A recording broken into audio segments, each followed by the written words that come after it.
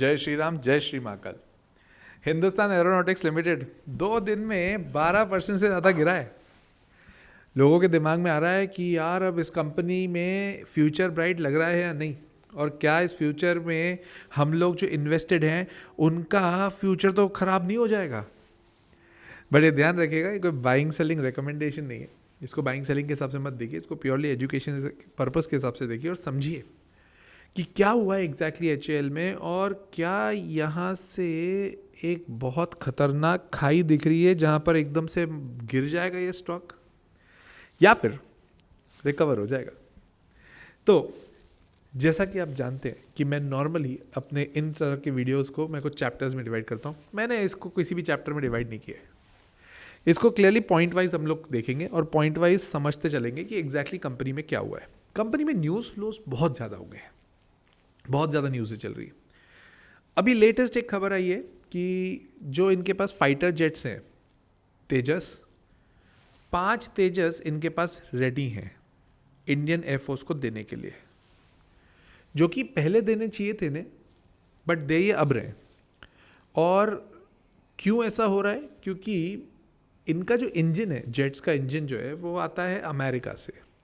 America में GE aerospace करके company है, जनरल इलेक्ट्रिक, जो कि काफ़ी बड़ी कंपनी है। उस कंपनी से अब इंजन ही नहीं आएगा तो ये बेचारे देंगे कैसे?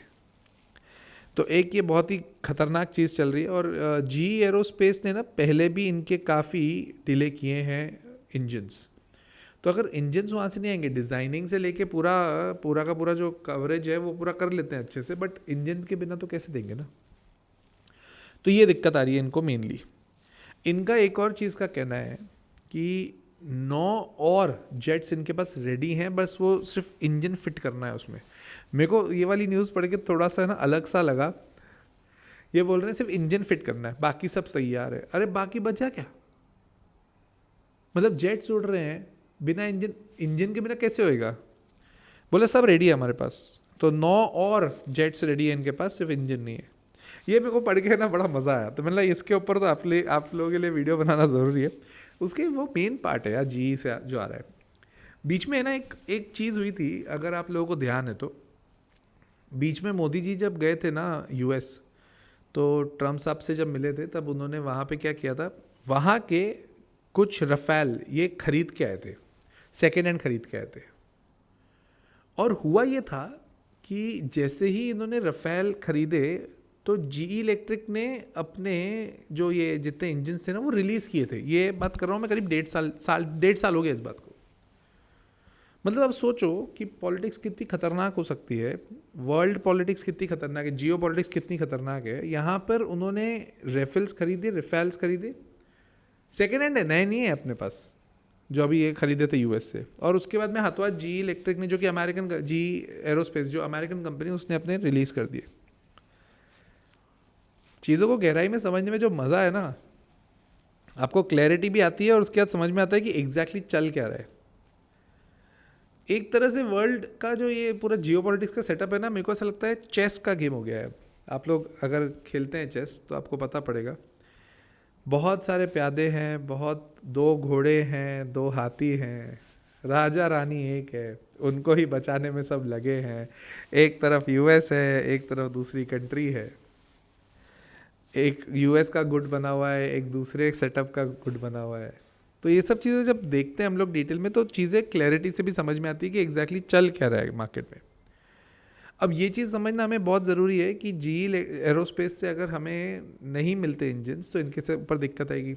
बीच में इंडियन एयरफोर्स की जो चीफ थे ना, उन्होंने भी ये चीज़ कही थी कि एचएएल इस तरह से काम कर रही है जैसे कोई सरकारी कंपनी नॉर्मली अपनी डिले करती जाती ना, वैसे, which was a very crashing point, no doubt. But उसके पीछे इनके पास रीज़न था। तब भी यही बोल रहे थे यार, जनरल इलेक्ट्रिक से अगर हमको नहीं आ रहे, एरोस्पेस से अगर हमको इंजन नहीं आ रहे, हम क्या बिना इंजन के दे देंगे तुम्हें? तो ये प्रॉब्लम जेन्युइन है और वो प्रॉब्लम अभी इनको फेस हो रही है। सेकंड, अभी 2-1 दिन पहले भी एक खबर आई थी, कुछ दिन पहले, कि हिंदुस्तान एरोनॉटिक्स लिमिटेड को ये जो बड़े जो ऑर्डर बुक्स मिलते हैं गवर्नमेंट की तरफ से, कुछ जेट्स के ऑर्डर बुक्स के लिए उनको बाहर कर दिया, उनको ऑर्डर्स नहीं मिल रहे हैं।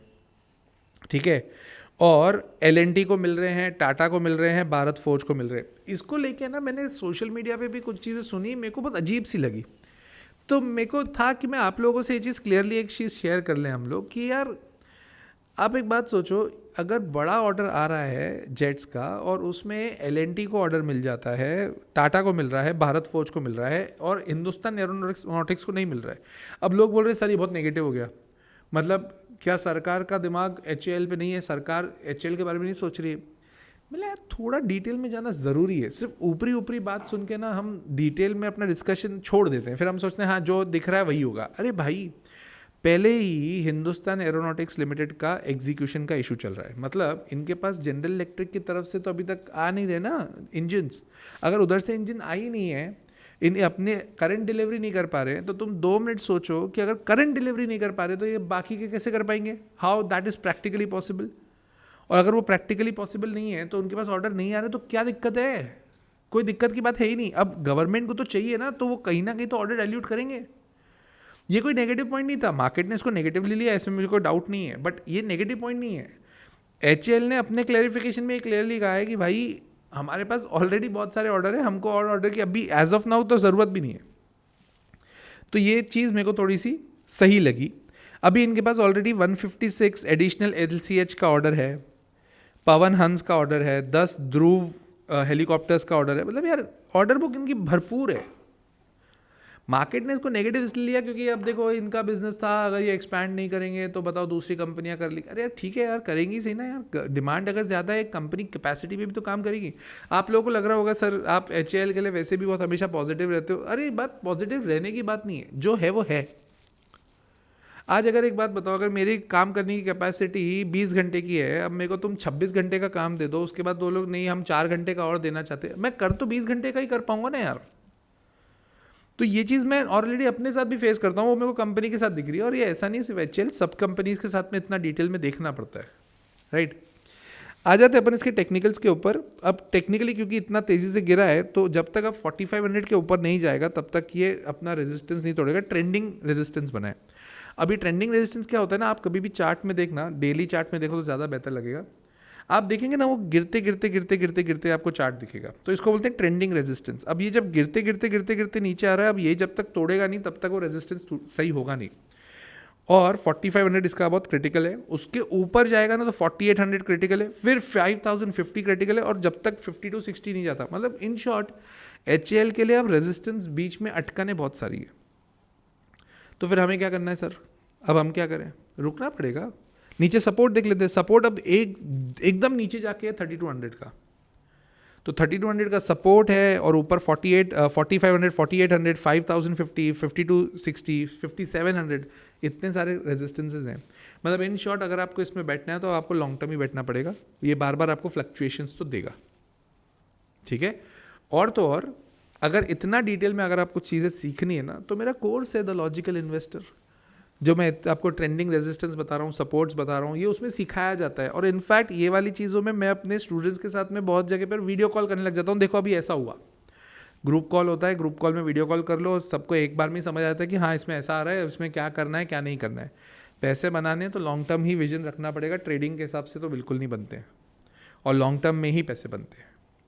ये अलग बात है कि HAL में रिजल्ट्स अभी आना पेंडिंग है, जैसे रिजल्ट्स आएंगे मैं उसके ऊपर वापस एक बार वीडियो बनाऊंगा, एक बार देखेंगे, क्योंकि पिछले 2 क्वार्टर के रिजल्ट्स है ना अच्छे नहीं थे।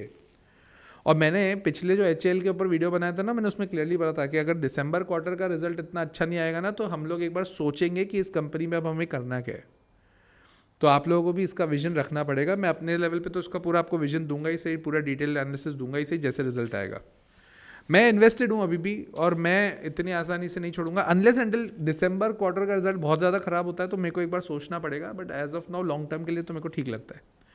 इनफैक्ट कुछ न्यूज़ ऐसी लग रही है जो आगे ना पीछे आके HAL के लिए पॉजिटिव आएगी। जब आएगी तब मैं उसके ऊपर और विश्लेषण करूंगा। कुछ चीज़ें एनालिसिस में कर रहा हूँ जिसके ऊपर मुझे समझ में आ रहा है कि HAL के लिए कुछ पॉजिटिव हो सकता है। हुआ नहीं है, जब होगा तब बता दूंगा। हो सकता है आपको कुछ दिन के अंदर प्राइस अच्छा खासा मूव भी करते हुए दिखे, राइट। सो आई होप कि ये वाला वीडियो भी आपके काम का रहा होगा। मैंने इसको ट्रेडिशनल वीडियो के हिसाब से चैप्टर्स में कवर नहीं किया है, इसको मैंने क्लियरली अलग अलग सेगमेंट्स में न्यूज़ वाइज और पॉइंट वाइज इसको कवर किया है, ठीक है। तो अगर वीडियो अच्छा लगा हो तो लाइक कर दिया करो यार, सब्सक्राइब करो चैनल को, और शेयर करना अपने दोस्तों के साथ। कमेंट करके मुझे ये भी बताओ कि आपको कौन सी कंपनी पे डिटेल वीडियो चाहिए। हिंद कॉपर के ऊपर आने वाला है, क्योंकि हिंद कॉपर के क्वार्टरली रिजल्ट्स आए हैं, इनफैक्ट नाल्को के भी आए हैं। तो इन दोनों के अलावा करिएगा कमेंट, राइट। तो मिलता हूँ अगले वीडियो में। टिल देन, जय श्री राम, जय श्री महाकाल।